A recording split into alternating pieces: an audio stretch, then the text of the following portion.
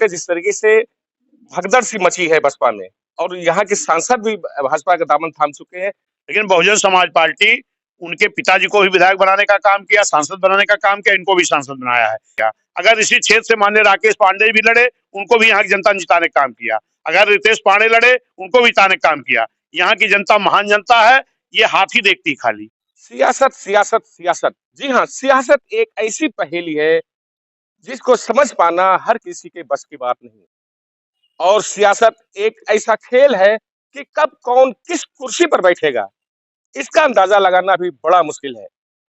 ऐसे में कल अंबेडकर नगर सांसद रितेश पांडे का बड़ा आरोप लगाकर बसपा पार्टी से इस्तीफा देकर भाजपा का झंडा थामना, उसमें भी बड़ी सियासत देखी जा रही है। तो लेकिन वहीं कल जिस तरीके से बसपा सांसद रितेश पांडे ने इस्तीफा देकर भाजपा का झंडा थामा है, तो वहीं आज जिले में बसपा प्रदेश अध्यक्ष का आना, उससे भी बड़ी सियासत मानी जा रही है। 2000 लोकसभा चुनाव के आगाज हो चुका है।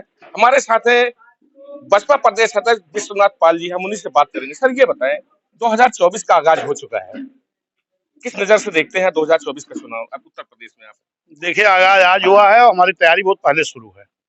बहुजन समाज पार्टी के राष्ट्रीय अध्यक्ष माननीय बहन जी ने पूरे देश में बहन जी के निर्देश पर हमारी जो सेक्टर कमेटी होती है, बूथ कमेटी होती है, ये दो सेक्टर के स्तर पर पूरे देश में मीटिंगें चल रही। उत्तर प्रदेश में भी 403 विधानसभाएं हैं।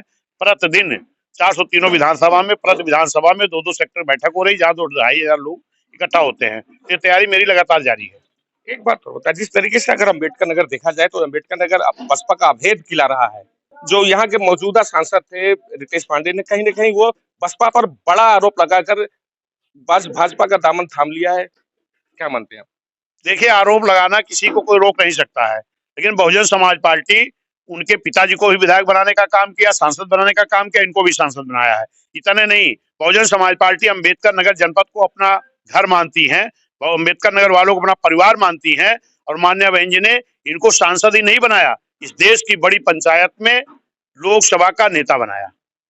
और इसके बाद अगर आरोप लगा रहे तो उसको क्या बोल सकता कोई।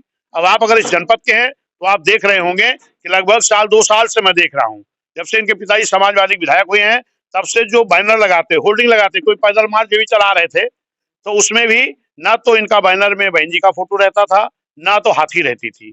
तो ये तो सभी को मालूम है कि कौन इग्नोर किया है। रही बात, यहाँ अगर वो MP बने थे तो अम्बेडकर नगर के हमारे कार्यकर्ताओं के बल पर बने थे, लेकिन बाहर जो हो गए थे खुद ही, तो हमारे कार्यकर्ता जो वोट देके जिताए थे उनका कोई काम नहीं कर रहे थे। बहन जी ने आज ट्वीट करके कहा भी है कि चाहे जो सांसद हो, अगर वो हमारे कार्यकर्ताओं का काम नहीं किया, कार्यकर्ताओं के बीच में नहीं रहा, पार्टी का जो मिशन है इस पे काम नहीं कर रहा, ऐसे लोग हम टिकट नहीं देंगे, चाहे रहे चाहे चले। कहीं ना कहीं दूसरी अदर पार्टियां जो आरोप लगा रहे हैं कि बसपा जो है कहीं ना कहीं वो भाजपा की बी टीम बनती जा रही है, क्या कहेंगे? देखिए, ऐसा है, आपको मालूम होना चाहिए कि बहुजन समाज पार्टी कभी भारतीय जनता पार्टी की न बी टीम थी, न तो वहां टिकट फाइनल होता है। जो लोग इस तरह का आरोप लगाते हैं वो खुद ही बी टीम के रूप में काम करते हैं। आपको मालूम होगा कि दिल्ली लोकसभा का जो 14 की सरकार बनी थी, लास्ट सत्र में एक नेता थे जिन्होंने ये कहा था कि एक बार मोदी जी को और आना चाहिए। तो जो मोदी जी को आना चाहिए उसी दल के लोग ज्यादा आरोप लगाते हैं, तो खुद ही उस दल के लोग बी टीम का काम करते हैं और वो दूसरे पर लगाते हैं। और दूसरी बात, अभी आपने देखा होगा कि बहन जी ने जो भी कार्य किया था, उन कार्य को जो लोग इस तरह का आरोप लगाते हैं वो खुद बी टीम बनकर के काम करते हैं। एक आखिरी सवाल, जिस तरीके से चुनाव एकदम सर पे है और कहीं ना कहीं अम्बेडकर नगर जनपद बसपा के लिए बहुत अहम माना जाता रहा है, किस नजर से देखते हैं जिस तरीके से भगदड़ सी मची है बसपा में और यहाँ के सांसद भी भाजपा का दामन थाम चुके हैं, तो अम्बेडकर नगर का चुनाव किस नजर से देखते हैं आप? देखिए, अम्बेडकर नगर की जनता महान जनता है। अगर इस क्षेत्र से माननीय घनश्याम चंद्र खरवार साहब लड़े तो यहाँ की जनता ने उनको जिताने का काम किया।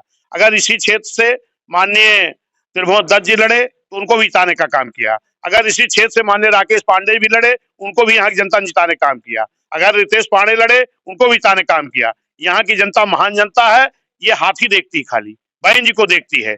जो भी कैंडिडेट बहन जी देगी, जाति पर न पाति पर, बटन दबेगी हाथी पर, वही एमपी बन करके जाएगा। बहुत बहुत शुक्रिया। ये थे बसपा प्रदेश अध्यक्ष विश्वनाथ पाल। इनका साफ तौर से कहना है कि आने वाले 2024 के चुनाव में फिर बसपा अपना परचम जरूर लहराएगी। नूर आलम, प्राइम 7, अम्बेडकर नगर।